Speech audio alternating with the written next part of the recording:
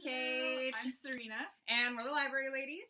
We're finally back. We're back in our entirety. I think it's been since Jungle Book. Yeah, that's like almost a year now. Yeah, so sorry about it. But yeah, we're back because a new movie came out based on a book that we're pretty excited about.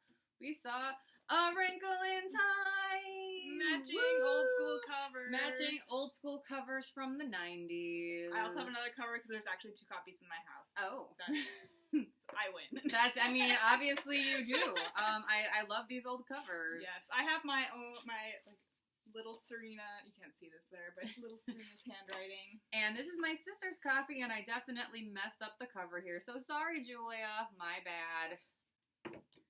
So we did this for a book club book, which we have been doing our reviews on our actual written blog, but we did a book club, and then we went to the movie directly after. So we're going to kind of combine our regular written book club review into this, plus our movie review. So we're going to go into first our thoughts on the book. So I read Wrinkle in Time for the first time when I was a kid, probably like 3rd or 4th grade. That was the last time I'd read Wrinkle in Time since I was a kid. Like, I hadn't read it again until we picked it for book club. I was more into a later book in the series. We'll get into that later. But yeah, going back to it, it was fun rereading it. It was really fun being familiar with the characters again, seeing them on this particular journey when it's a little more Meg-centered. I had completely forgotten about a whole lot of the stuff in it, but I did end up enjoying it for the most part. There were some things that I had a harder time with, and I'm sure Serena would agree with me on this, that it is a little dated, as important as it was at the time. No question about that in terms of representation, especially as like a female protagonist. Awesome. But yeah, a little bit dated, a little bit heavy-handed, but yeah, overall, really fun reading it again. Yes, I also read this probably for the first time when I was in elementary school. I read it a couple more times in high school, but I too have not looked at it for like 15 years. So I really didn't remember much. There was very specific things that I did remember, but other things were completely gone. I remember watching the preview for the movie and being like, there's a dad? Did they add that just to get Chris Pine in this movie? No memory that was like the major reason for the story. The impetus, as you would. Yeah, so obviously I didn't remember a lot of details, but I really enjoyed rereading it. It held up really well, I think. I mean, yes, the era just dated stuff, but also she was incredibly ahead of her time as far as the science aspect of it. All of that, is perfectly great.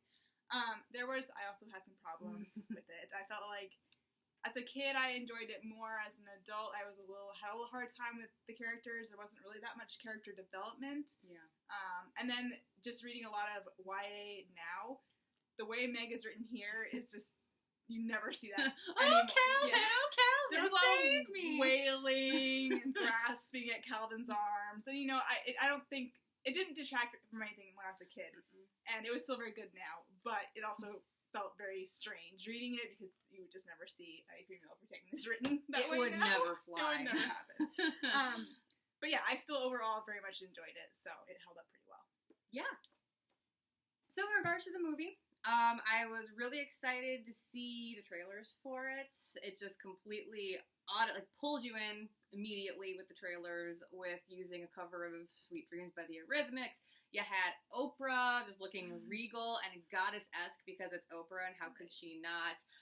It just completely sucked you in, so I was really excited to see the movie. I know that book club, I think we were all feeling like, how is this gonna work? Especially after reading it again. It's like, how is this gonna translate? How's it gonna go? It's so wacky. There's so many wacky things. How are you going to make that a movie? And then she turns into a flying centaur. You're just like, oh, that's what this is and on the cover? Flowers to breathe? Right. It's just, I don't remember that, and how is that gonna work? But overall, I really think they did a good job. I don't know. I mean, I guess I kind of see where the critics are coming from because it is very much a kids movie. But, I mean, it's a kid's book. So, this is their audience, so it's perfectly all right. But even that being said, I thought it was a really good adaptation in a lot of ways. I think that they updated it a lot. So I just, overall, I really enjoyed myself. There was a lot to like about it. Yeah, I agree. I didn't read any reviews, but I definitely checked out the Rotten Tomatoes page, and I was like, oh gosh, this is painful. So I went in with like a heavy amount of skepticism about how well this was going to get pulled off, not only because I had my own concerns, given the fact that I think for a long time most people have thought this book is completely unfilmable. That you couldn't, and it's been tried. Yeah, so there was that part that was already there, and then I was seeing all the negative reviews, but I was really pleasantly surprised. I think it did a very good job of translating a very hard to film book into a movie that was very approachable for fans of the book and for people who have never heard this story before. Some of the criticisms have to do with it being very on the nose, and I think actually having just read the book helped with that a lot, because the book is really on the nose. So on the nose. So if you're going to criticize the movie for that, it's actually being really faithful to the book and the fact that it's doing it. So while it's still kind of off-putting, it's also in line with the book. It's the source material. Yeah, it's hard to really criticize it for that. Yeah. So, yeah, I thought it was very well done. The cast was amazing. Everything was beautiful. It was very good. But we'll talk about our likes. All right. So exactly. So the first thing that struck me while watching it was just the cast. Ava DuVernay, she did a wonderful job with casting. It's super diverse.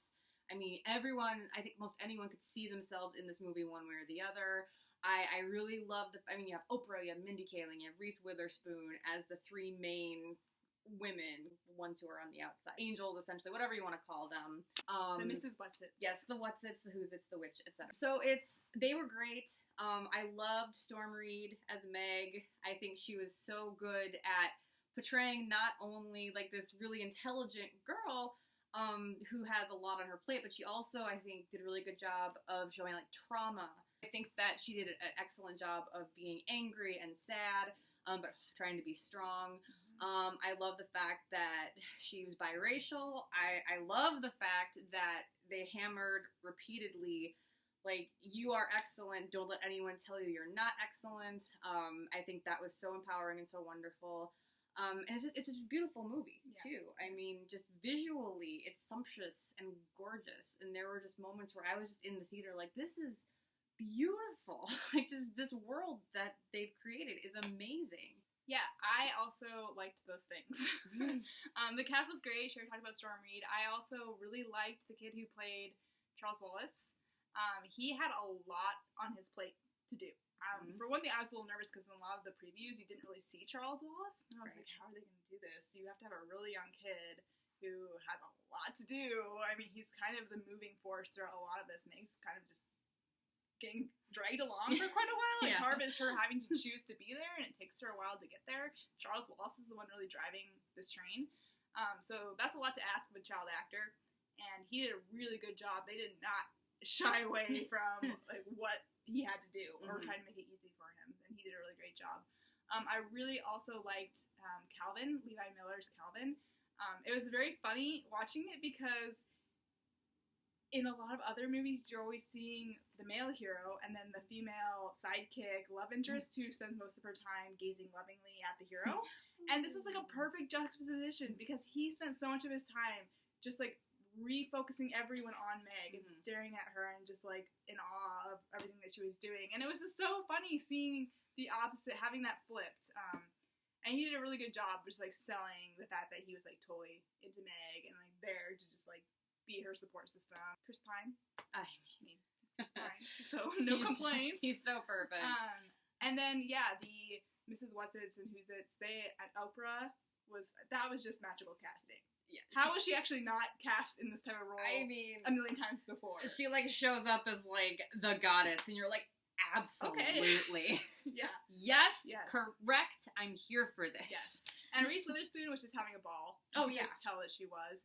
Mindy Kaling doesn't get as much, just because of the nature of what her character was. As Mrs. Who, She doesn't speak as much. But, she still did an excellent job with what she had, so. That was good. And then, as Kate said, it was just beautiful. The effects were great. The costumes. I mean, they had the Mrs. Whatsits, they had a costume change like every single time they were on screen. Each one was gorgeous. And I'm not even really into fashion, but I was like, oh my gosh, I want that dress and I want that dress, and now I want to put glitter on my eyebrows. Yeah. As a fashion reject who absolutely loves fashion, I was just like, this is amazing. This is like Paris on the runway. This is if it doesn't get an award for this, I would be shocked. I would be incredulous and a little bit pissed off, to be quite honest. What we liked? I mean, I think we already talked about this a little bit earlier on, but I think it did a very good job staying true to the book. Mm-hmm. There was a lot to get in there, and they had to cut things, which was disappointing, but also expected, so it wasn't that big of a deal. Yeah. But I think they did a very good job of getting a lot of the major plot points in there that fans of the book would want to see, and then getting the message across was great. So yeah, I thought I did a very good job. I thought so too. So in terms of things that didn't work as well, I mean, it's not the perfect movie. It doesn't have to be, but it's not perfect. I think that I did feel it was a little long. There were points in the story where I was sort of sitting in my theater seat like, okay, it's daylight savings time tomorrow, and I'm going to be really tired in the morning, so come on, pick it up a little bit. I just think that it could have just been, some things could have been snipped.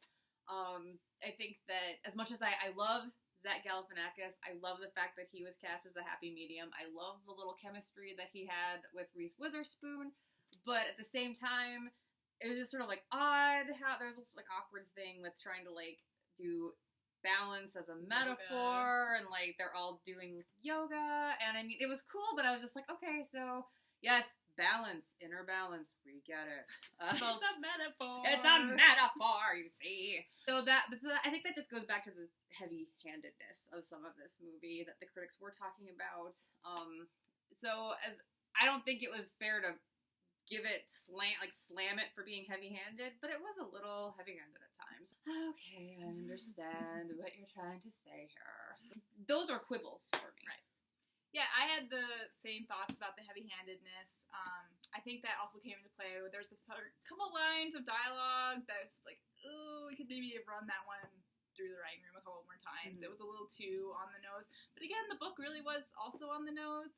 But that might be one of those times where you don't have to say that true to the book. I mean, you could improve on the book when it comes to the dialogue.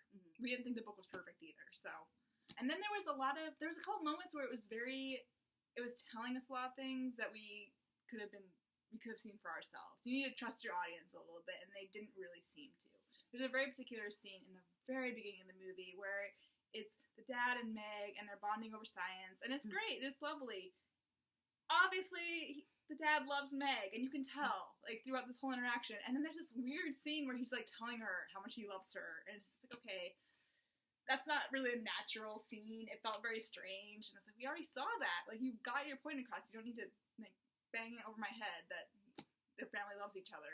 They're a functional family! Yeah, so that was a little bit much. And that's the most specific example of it, but it kind of came through over the rest of the movie. There were times where it's like, we get it. You don't need to tell me.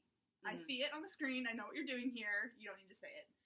Again, it was a quibble. I don't think it deserves the really bad rap it's getting. The really bad rap it's getting. Yeah, so that's too bad. But, yeah, there was room for improvement, but I think it did a pretty good job with a very hard story. It's a very hard source. I don't remember his name. We just looked at it and I didn't remember it. We can work it in somehow.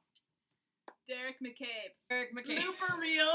Blooper reel. His name was Derek McCabe. His name was Derek McCabe. Okay. Derek McCabe, sorry kiddo, you're gonna do great things, sweetie. You're gonna do great things. I really like the parents' romance. You get a couple of moments of this where you see them giving a presentation together and having a moment of they're frustrated with each other because they had different opinions on things, but they still loved each other and they still supported each other. And then at the end, we got the whole, like, reunited, and I was just, like, bawling. I'm like, oh, I'm so happy! I'm so happy they're together again! And it's just so wonderful! So that was lovely. It was nice they put that in there for the adults watching, because, in the book, it's referenced, but it's a kid's book, and it's definitely focused on the kids there, so you're not getting much about the adults' relationship, but it was kind of a nice nod to the fact that there's going to be a lot of adults in the audience, and they might want to know more about, like, the parents' relationship from an adult relationship perspective, and he doesn't hurt that Chris Pine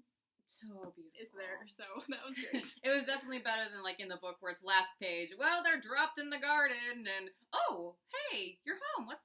Where are you? It ends so quickly. I mean, actually, that might be a criticism of both the movie and the book. They true. Both do kind of resolve very fast. Yep. The movie prolonged it a little bit more, which is a better choice. I think the book, that's the criticism of the book mostly. It ends very, very quickly. Kind of weird. The other thing, like, I liked the adult relationship. That was great.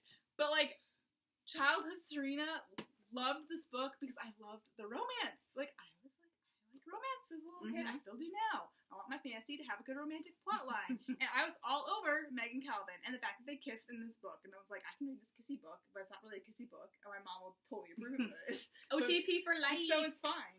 So I understand them backing off that kiss in the movie, but at the same time, why did you back off that kiss in the movie? It's like totally chaste kiss of, kids kiss. I'm worried that they didn't do it because of boys. And that's really sad. Yeah. If that's the reason. Maybe it's not. But who knows what the motivation is? You just travel to, like, different worlds together. I don't think call you later. Yeah. 13 and 14-year-olds, like, come on. There's gonna be a little bit of kissing. That's when you start experimenting with kissing. Yes. It's 13, 14. Listen, personal opinion. We all have our hills that we want to die on. I will die on the Meg and Calvin hill. Work, bitch. While I really did like A Wrinkle in Time, my favorite was the second one, I Went in the Door, and that's, I think, because they're a little bit older, and I was all over the Meg and Calvin romance, and it gets better in this one. So, yeah, I have both copies. This is, again, my very old version of this one. 90s. Oh, it's so 90s. Oh, with the guy from, like, Phantasm right in the corner, right? And, like, Charles Wallace, and, like, yeah.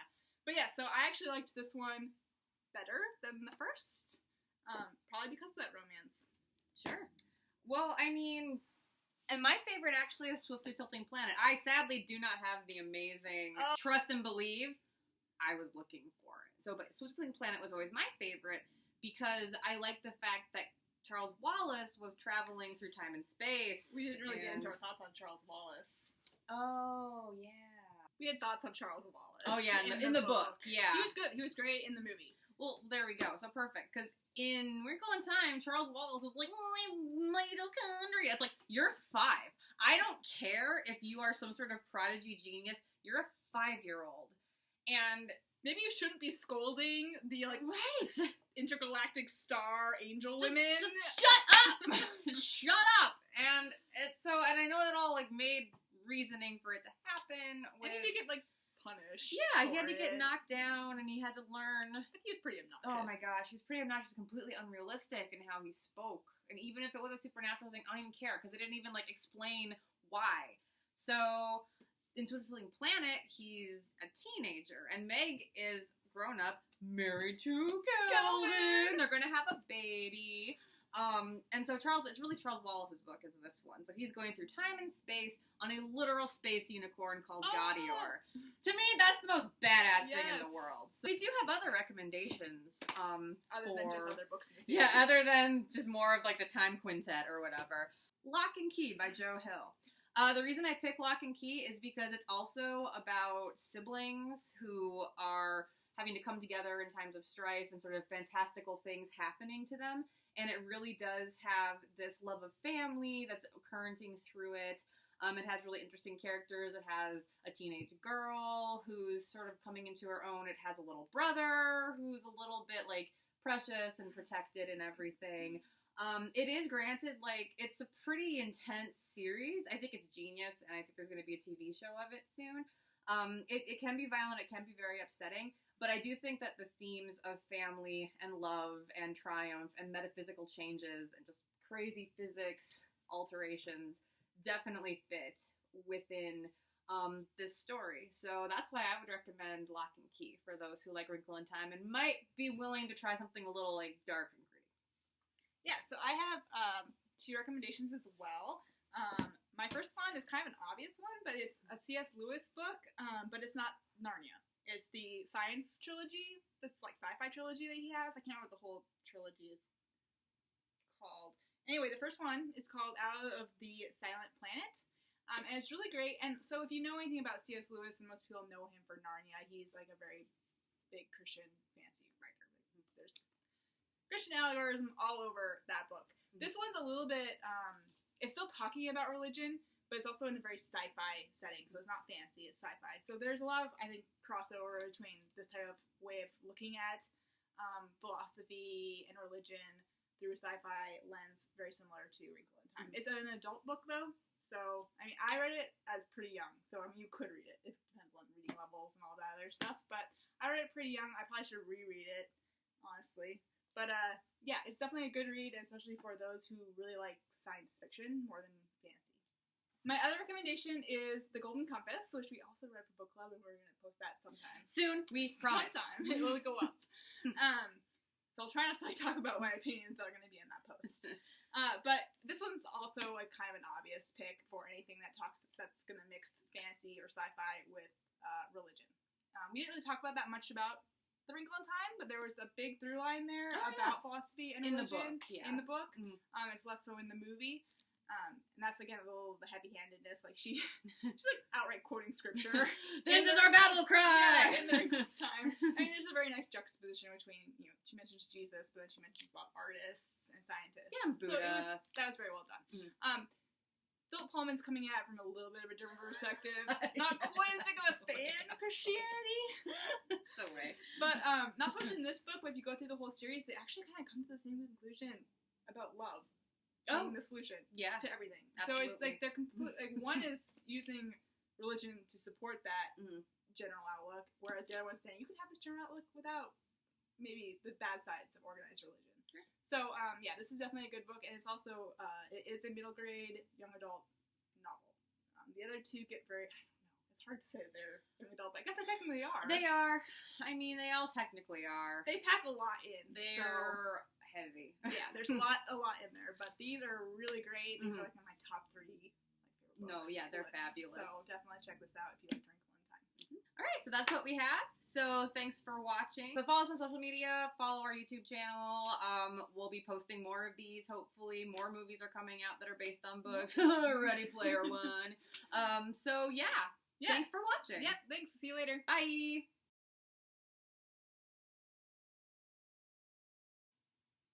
Okay, now let's... All right. Look at our notes, and this is all gonna get cut out. The 10-second rule. Yes. No! Oh, the worst feeling in the world! Derek McCabe. Okay. Derek McCabe.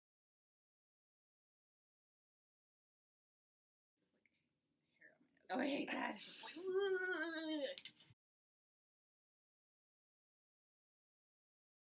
The seller, they sent me the wrong one. They were advertising the original one. Didn't happen. Whatever. It's fine. Definitely follow us at Library Ladies MN at Twitter. Library Ladies MN at Instagram. I'm pretty certain that's what we are. This is Library Ladies. Is it? Okay. Ignore that.